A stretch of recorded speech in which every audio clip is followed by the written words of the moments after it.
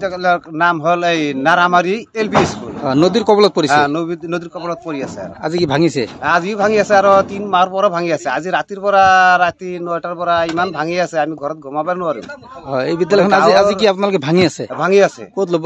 এই বেলেগ ঠাই ল'ম আৰু। কিমান ছাত্ৰ? 160 জনৰ মতো আছে ছাত্ৰ ছাত্ৰী। ছাত্ৰ ছাত্ৰী এনেকৈ আছে। ইয়াত আপোনালোকে আবেদন কৰিছিল না? আবেদন আগতে আমি কৰিছিলো, কোনো কাম কৰা নাই। আমি কোনো ঠাই পোৱা নাই। তেতিয়ালৈকে তো আমি কি কৰো আৰু আমাৰ ইমান পুৰণি জাতীয় বিদ্যালয়খন গৰাখনি লৈ যায়। আমি বাধ্য হৈছো এতিয়া আমি আমি পৰা বেলেগ ঠাই ল'বৰ বাধ্য হৈছো আৰু। গাঁৱৰ মানুহে আমাৰ গাঁৱত নাই আৰু বেলেগ ঠাই হাজিৰা কৰা মানুহ এইবিলাক চব হাজিৰা কৰিবলৈ বিভিন্ন ঠাই গৈছে। আমি কি দাবী জনাই চৰকাৰক? আমি চৰকাৰক দাবী জনাও এইখানি আমি বিদ্যালয়খানি আমি ভালদৰে জায়গা আমি উঠাব পাৰো। আমাৰ ছাত্ৰ ছাত্ৰী ভালোভাবে লেখাপড়া কৰতে পাৰে, এখানে আমাৰ সৰকাৰকে আমি আবেদন আমি জানাও।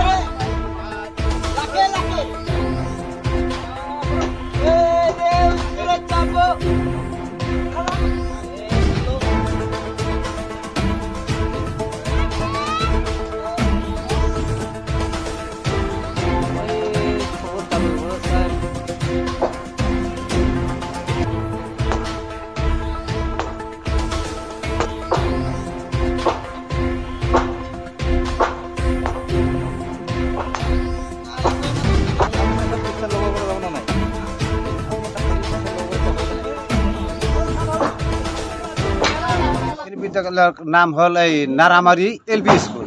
নদীৰ কবলত পৰিছে। নদীৰ কবলত পৰি আছে। আজি কি ভাঙিছে? আজিও ভাঙি আছে আৰু 3 মাহৰ পৰা ভাঙি আছে। আজি ৰাতিৰ পৰা ৰাতি 9টাৰ পৰা ইমান ভাঙি আছে আমি ঘৰত গমাব নোৱাৰো। এই বিদ্যালয়খন আজি কি আপোনালোকে ভাঙি আছে? ভাঙি আছে। ক'ত ল'ব? এই বেলেগ ঠাই ল'ম আৰু। কিমান ছাত্ৰ? 160 জনৰ মতো আছে ছাত্ৰ ছাত্ৰী। ছাত্ৰ ছাত্ৰী এনেকৈ আছে। ইয়াত আপোনালোকে আবেদন কৰিছিল না? আবেদন আগতে আমি কৰিছিলো, কোনো কাম কৰা নাই। আমি কোনো ঠাই পোৱা নাই। তেতিয়ালৈকে তো আমি কি কৰো আৰু আমাৰ ইমান পুৰণি জাতীয় বিদ্যালয়খন গৰাখনি লৈ যায়। আমি বাধ্য হৈছো এতিয়া আমি পৰা বেলেগ ঠাই ল'বৰ বাধ্য হৈছো আৰু। গাঁৱৰ মানুহে আমাৰ গাঁৱত নাই আৰু বেলেগ ঠাই হাজিৰা কৰা মানুহ এইবিলাক চব হাজিৰা কৰিবলৈ বিভিন্ন ঠাই গৈছে। আমি কি দাবী জনাই চৰকাৰক? আমি চৰকাৰক দাবী জনাও এইখানি আমি বিদ্যালয়খানি আমি ভালদৰে জায়গা আমি উঠাব পাৰো।